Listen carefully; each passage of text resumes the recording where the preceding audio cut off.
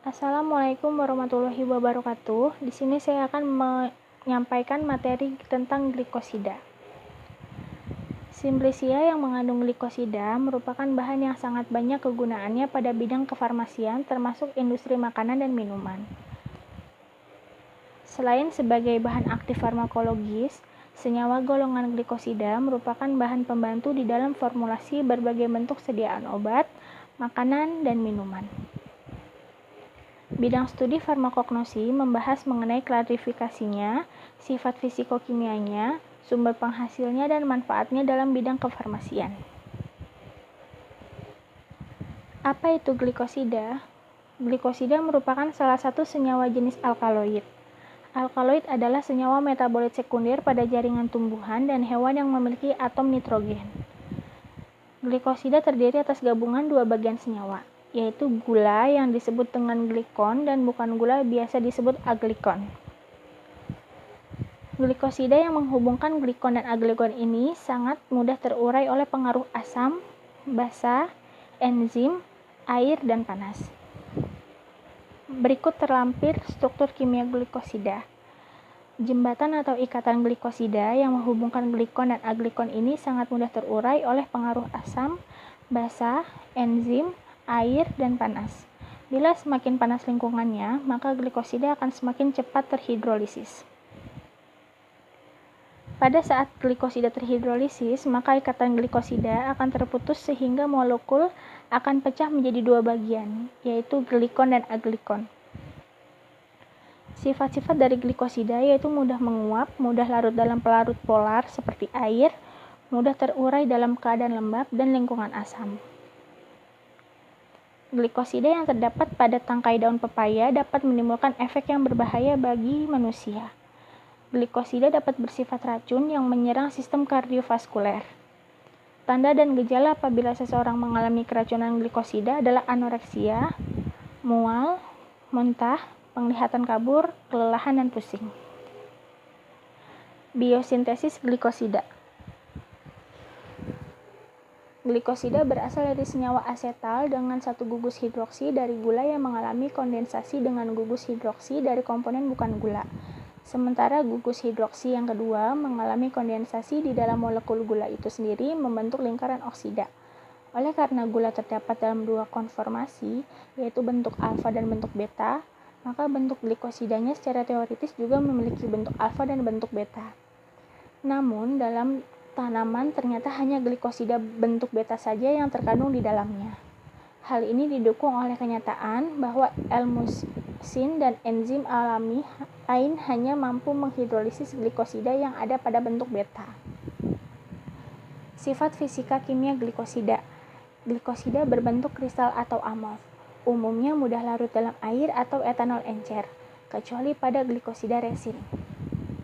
Oleh karenanya, banyak sediaan farmasi mengandung glikosida umumnya diberikan dalam bentuk eliksir, ekstrak, atau tinktur dengan kadar etanol yang rendah. Larutan glikosida dalam air kadang-kadang bisa berasa pahit, bersifat memutar bidang polarisasi ke kiri dan tidak mereduksi larutan Fehling, kecuali bila telah mengalami proses hidrolisis.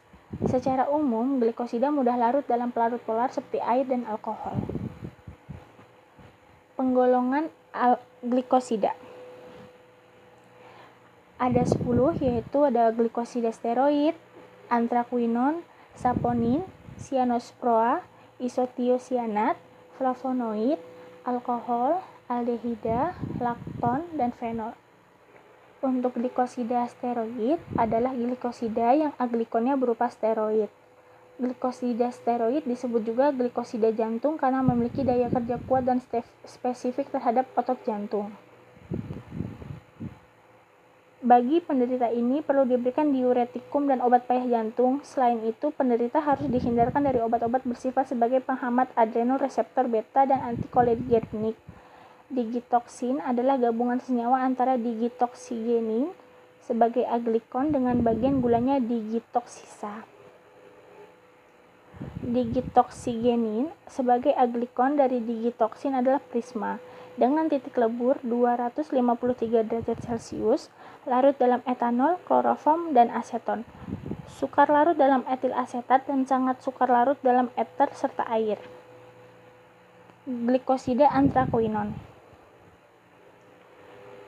Senyawa yang pertama ditemukan adalah sena dari tipe antrakoinon, baik dalam keadaan bebas maupun sebagai glikosida. Pada tanaman monokotil, antrakoinon hanya ditemukan pada famili Rubiaceae. Pada tanaman monokotil, antrakoinon hanya ditemukan pada famili Liliaceae dan dalam bentuk yang tidak lazim, yaitu si glikosida barbaloin. Sementara pada tanaman dikotil, antrakoinon ditemukan pada famili Rubiaceae, Leguminaceae, Rhamnaceae. Glikosida saponin adalah glikosida yang aglikonnya berupa sapogenin. Glikosida saponin bisa berupa saponin steroid ataupun saponin triterpenoid. Glikosida cyanosproa adalah glikosida yang pada ketika dihidrolisis akan terurai menjadi bagian-bagiannya dan menghasilkan asam sianida. Glikosida isotiosianat. Aglikon ini merupakan turunan alifatik atau aromatik.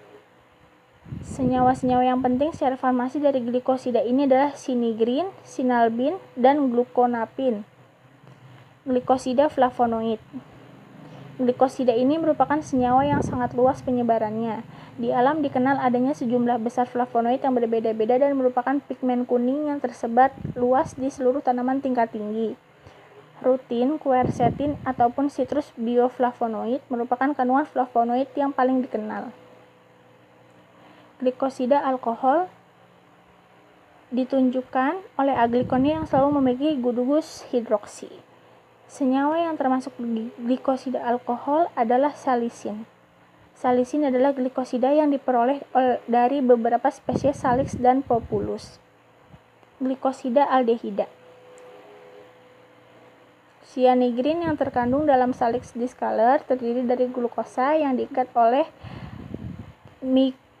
M-hidroksibenzaldehida, sehingga merupakan glikosida yang aglikonnya suatu aldehida. Glikosida lakton merupakan kumarin tersebar luas pada tanaman, tetapi glikosida yang mengandung kumarin sangat jarang ditemukan. Beberapa glikosida dari turunan hidroksid kumarin ditemukan dalam bahan tanaman seperti skimin, dalam star anise, aesculin, dalam cortex, dapnin, dalam mezereum, fraxin, scopolamin, dan limtin. Glikosida fenol. Beberapa aglikon dari glikosida alami mempunyai kandungan berisikan senyawa fenol. Arbutin yang terkandung dalam uva ursi dan tanaman Ericaceae lain menghasilkan hidroquinone sebagai aglikonnya. Selain jenis glikosida yang telah dibicarakan sebelumnya, di alam masih terdapat beberapa jenis glikosida yang tidak termasuk dalam jenis tersebut, yaitu ada glikosida alkalosteroid, resin, zat pahit, antibiotik, asam nukleat. Metode ekstraksi. Pemanasan. Metode untuk menghilangkan senyawa glikosida pada tanaman dapat dilakukan dengan cara pemanasan. Pemanasan merupakan suatu proses pemberian perlakuan suhu tinggi pada suatu zat. Pemanasan yang digunakan termasuk dalam kategori pemanasan basah karena menggunakan media air. Metode identifikasi. Pengujian kadar glikosida. Uji molis merupakan uji yang paling umum digunakan.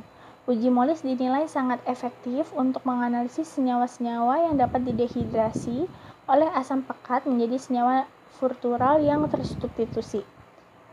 Prinsip dari uji molis yaitu karbohidrat direaksikan dengan alfa-naftol dalam alkohol, kemudian ditambah dengan asam sulfat pekat melalui dinding tabung. Apabila terbentuk cincin berwarna ungu kemerahan, maka hasilnya positif.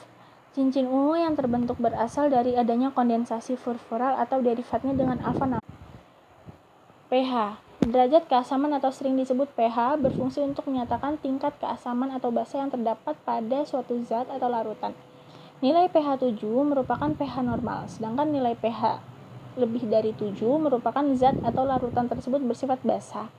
Dan nilai pH kurang dari 7 menunjukkan bahwa zat tersebut bersifat asam. Kecerahan warna.